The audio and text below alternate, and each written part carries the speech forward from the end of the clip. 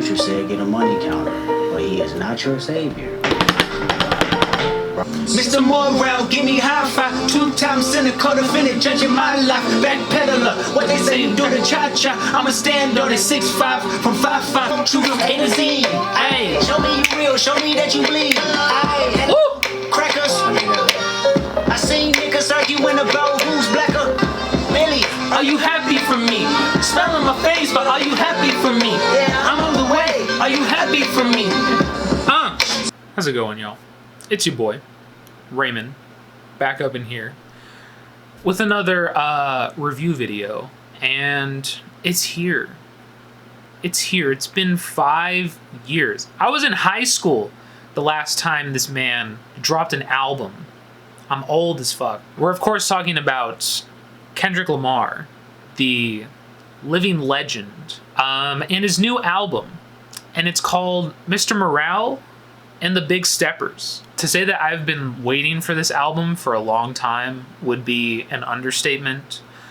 Like I said, when Damn dropped, I was in high school, 2017, 5 years ago. That was a long time ago, and a lot has happened since then. A lot has happened in the past 2 years, but here we are. We have a new Kendrick Lamar album. I'm just gonna give you my thoughts. I'm sorry I didn't do a reaction to this, but I knew that most of it would probably get blocked to hell, and I got way too excited on Thursday night when it dropped and just listened to it like as soon as I got home from work. I literally just locked myself in my room and just like listened to the whole thing straight through. And that's pretty much what I've been listening to for the past like 3 days, basically.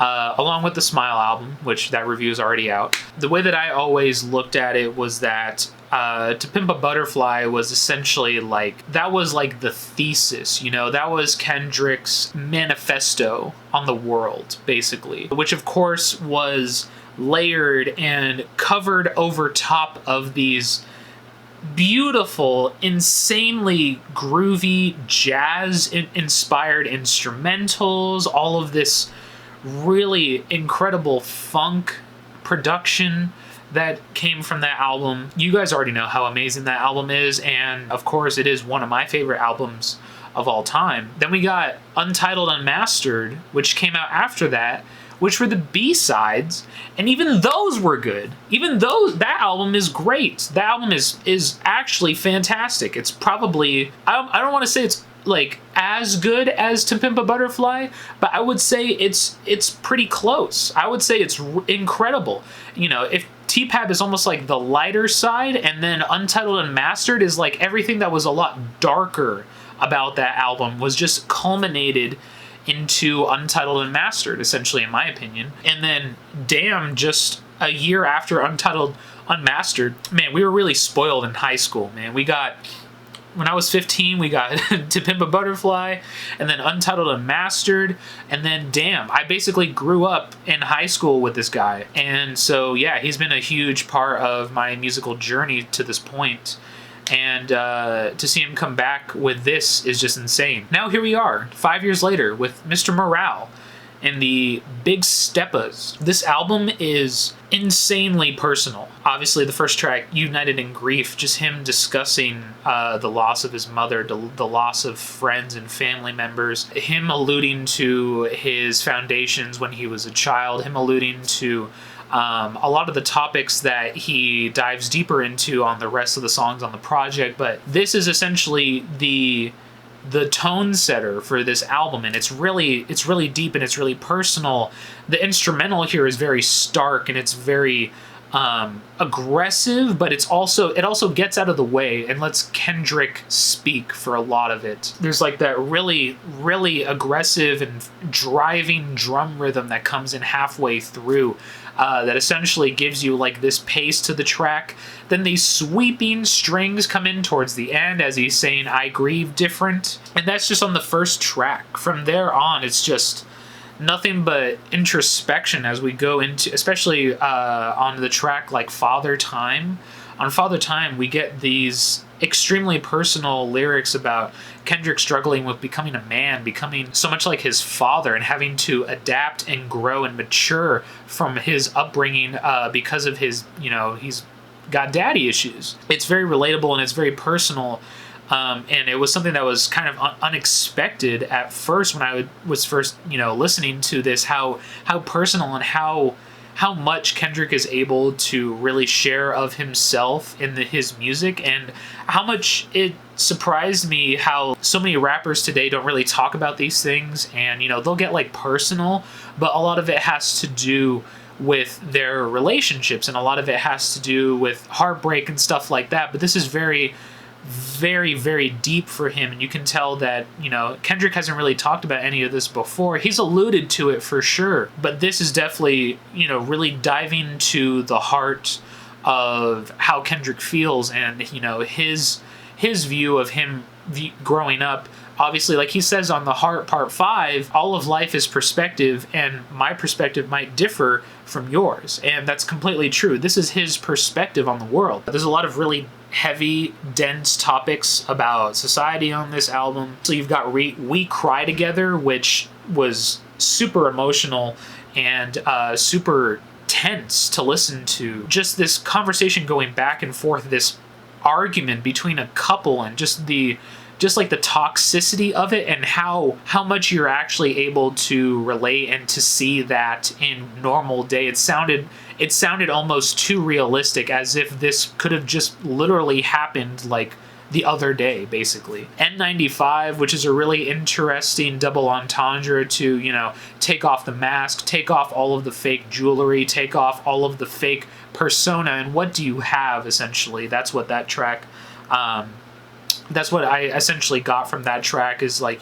take off the fakeness, take off the mask, take off the fake personality, and what do you really have? What person is that, essentially? Going from like the first half into the second half, in my opinion, I think Mr. Morale, if we're going to split it into two discs, I would say disc 1, I think, is probably my favorite. However, once we dive into disc 2, you can tell that the album takes a little bit of like a darker turn. A lot of the beats and instrumentals on the second half, to me, feel a lot darker and feel a lot grimmer, a little bit more stripped back, especially. This whole thing kind of feels like a giant therapy session, and he even alludes to that multiple times in different tracks. Obviously in the opener track, saying like, oh, you should go to therapy and everything like that. But he's like, oh, nah, therapy's for pussies or whatever, and he doesn't want to go.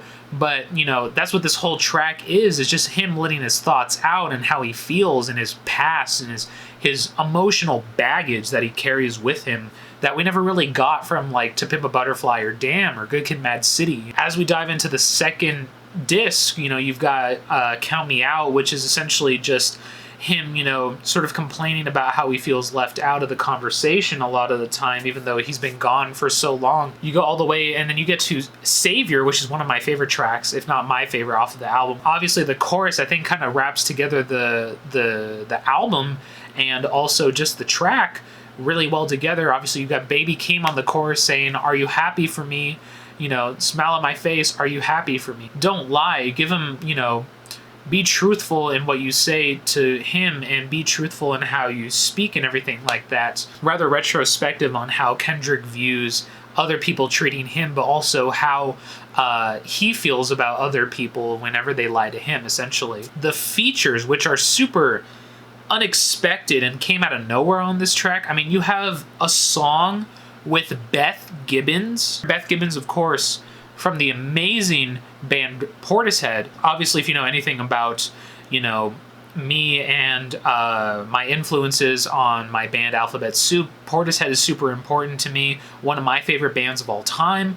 And just the fact that Beth Gibbons from Portishead is on this album is just absolutely insane. You've got Ghostface Killah on here. You've got Summer Walker. Kodak Black is on this album for a bunch of the time, which came out of nowhere to me. We haven't heard from Sampha in forever, and he just appears here suddenly on Father Time, which is just an incredible track, gives an incredible performance for the chorus. And then obviously, of course, Baby Keem, his cousin, of course he's going to be on this album, and he's very present on here as well. It's just a really interesting feature list that, give a lot of really incredible performances and really lighten up the atmosphere of this album, in my opinion. While this album is lyrically incredible and very dense, I think where the album kind of lets up just like a little bit, in my opinion, is just some of the instrumentals don't necessarily hit for me, or they don't necessarily work for the tone that Kendrick's trying to set. Like I said, N95, I think what Kendrick's trying to say on the track is really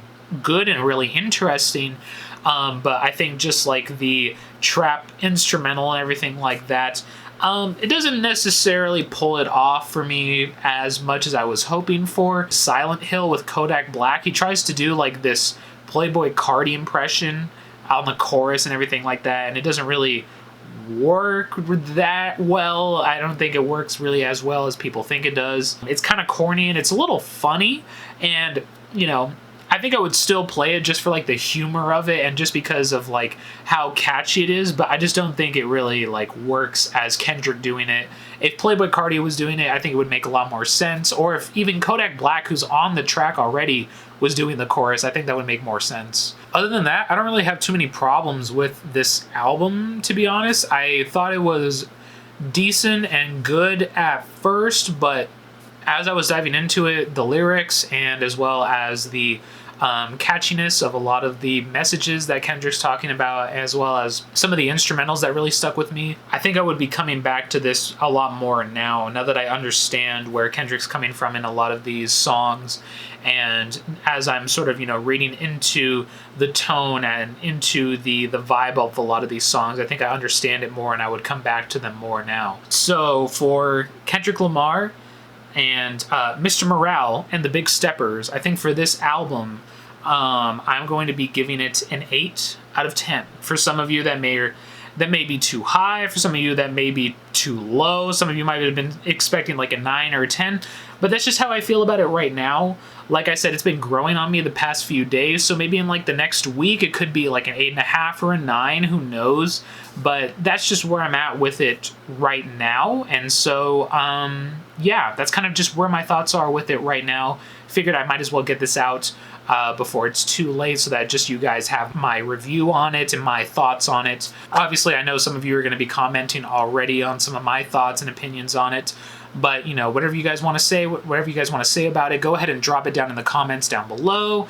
Go ahead and like and subscribe. There's definitely going to be some more videos coming up as well. Probably going to be doing a top 10 albums of the year coming up probably later in the month. Stay tuned for that as well as more content in the upcoming couple of weeks. Thank you guys for watching. I definitely appreciate it, and I will see you guys in the next video.